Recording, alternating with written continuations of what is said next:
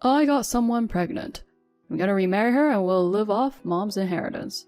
So draft up those divorce papers and pack your bags. Excuse me? This was the same husband who'd ghosted his sick mom. And now he has the nerve to show up? Clearly he's lost a few screws. He's such a coward and a total loser. But oh, how different things might be if he knew the whole story. That inheritance of yours? Well, it's quite the unique treasure. Take good care of what your mom left you. I'm Maya. Hitting the big 5-0.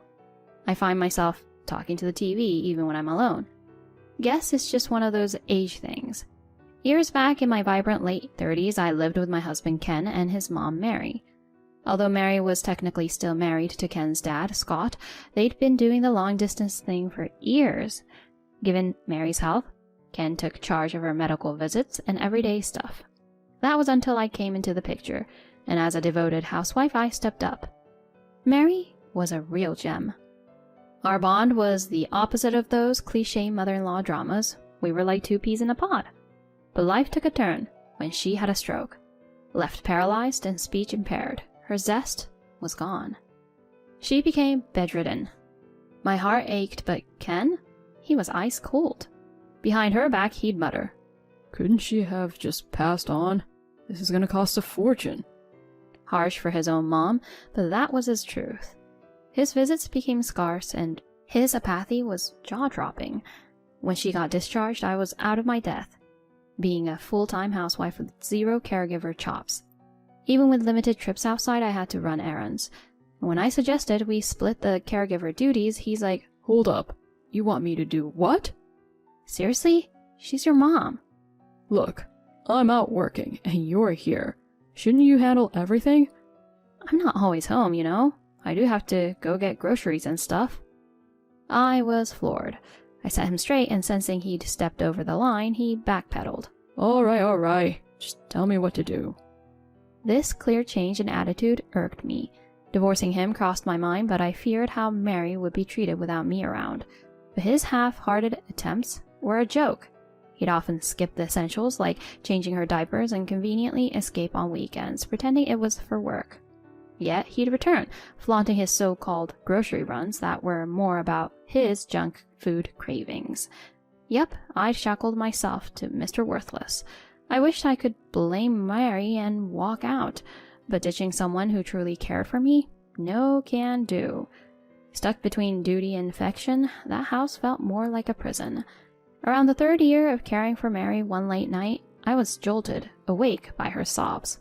I hurried to her side, and she tearfully said, "He left me behind." I tried to understand her through her distress.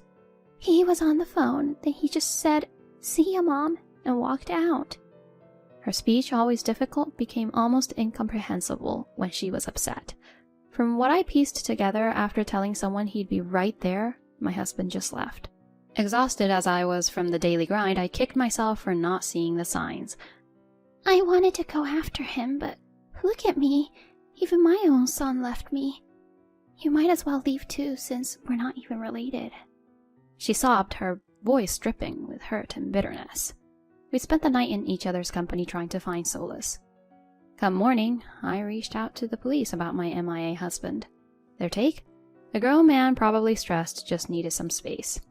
I later found out he'd quit his job months ago and had been play-acting the whole going to work thing. With no lead on his whereabouts and him blocking my calls, I considered getting a private investigator on board. But with personal computers still rare back then and no detective agencies around, I felt trapped.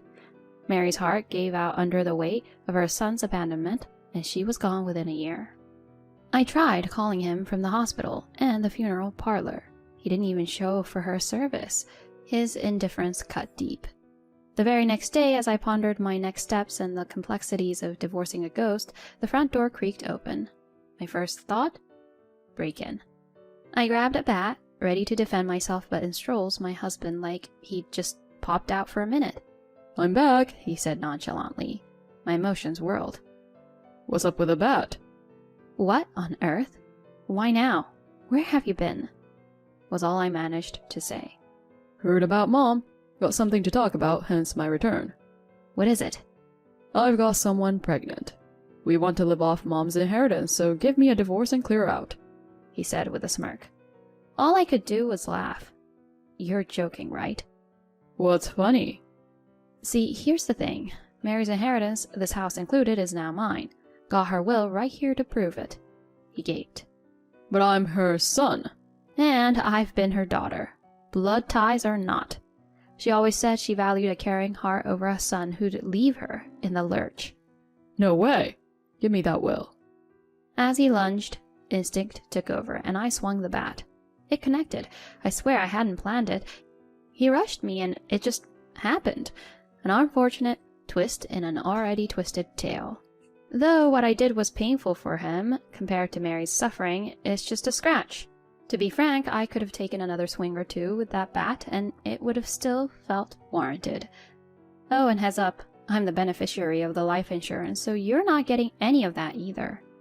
You're kidding, he gasped.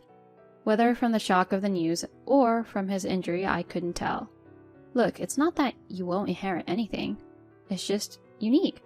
And by the way, Scott passed away before Mary did. I didn't tell you since you were MIA. Wait, so there's some inheritance from Dad? Yes! That could cover the baby bills. Sure, if you consider a dilapidated hoarder's palace an inheritance. Huh? I filled him in on Scott's legacy. Mary had long wanted to escape Scott's control, settling for living separately. Scott, on his own, was helpless. He lived off convenience store food, rarely took out the trash, and started hoarding everything from junkyards and beaches. His home became the talk of the town. It's an old mess of a house, rain pours in, and the floors are giving way. Lately, it's been leaning ominously due to a sinking foundation, prompting complaints to the city. He never dealt with it and died, leaving that disaster behind. Given no other relatives, and with Mary trusting me with all finances, Ken got lucky with his inheritance. What the heck am I supposed to do with this? You could refuse it, but either way, that mess is on you. Cleaning up will cost a fortune. Why did I get stuck with this? It seems like karma to me. Mary didn't despise you, by the way. She once said it's tough caregiving and blamed herself for being such a weight on you. He looked at me, a mixture of shock and realization. That will was made before Scott's passing. Mary, aware of our long caregiving journey, wanted me to financially set in case we broke up. She was clueless about Scott's house. It wasn't about revenge. It just happened. Tears welled in his eyes as he murmured, Mom. He confessed the gloom after Mary's stroke was suffocating. Overwhelmed by caregiver duties and daily pressures, he sought solace in an affair. He called it a misjudgment. He ditched his job and home, planning to dodge his pregnant mistress too. The tale was absurd. More shockingly, her dad was a mob boss. Facing her dad's formidable presence, he got pressured to marry her and bear all costs, from childbirth to relocation. Hence his hopes for Mary's inheritance. So, now what? He sighed. My reply was simple. Karma's a trip, isn't it? In the meantime, I'll wisely use Mary's inheritance. Also, let's get that divorce rolling. After I laid out the facts, Ken, trapped in a marriage with his subordinate, just nodded in agreement. We breezed through our divorce paperwork. Though I urged him to handle his decrepit inherited house, he did nada, even disclaiming that inheritance was too much trouble. But about 6 months in, a big storm partially brought down the hoarder's house. To make matters worse, the wreckage flew around, causing damage and injuries in the neighborhood. Predictably, he had to face damage claims. And since Scott's death, trash had piled up even more. The town had caught wind of this messy house, and locals took it as an invite, sneak dumping their unwanted junk. It basically became the unofficial town dump. They even found asbestos. And since no one could prove who brought it, Ken footed the bill. All in all, he owed a whopping $100,000 for trash removal, damage payouts, and my alimony. At first, his second marriage seemed smooth, but when his new wife found out about the house and his slackness in parenting, she was over it. A few years later, they split. She claimed emotional distress, which had him paying even more alimony and child support. I decided not to pursue her for funds, given her kinda scary family ties. I mean, crossing paths with a mob boss's daughter? Hard pass. Now, how do I know all this? Because get this, my shameless ex tried reconnecting, saying, "Let's start fresh. I need you." I shot that down real quick. He probably thought I had some cash since I opened a little beauty salon. But the inheritance from Mary was my nest egg, and no way was I sharing with him. He seemed desperate, but after my firm no, he vanished. As for me, I remarried a couple of years back. My guy's an old high school buddy. After losing his wife early and experiencing his own divorce, we reconnected at a reunion. It started with casual coffee chats, and before we knew it, we were ready for the long haul together. No kid pressures, no parent caretaking. It's a relaxed companionship. The pandemic really spotlighted the value of close bonds, nudging us towards marriage. Even with the whirlwind of my younger years filled with caregiving and work, life still got a lot left to offer.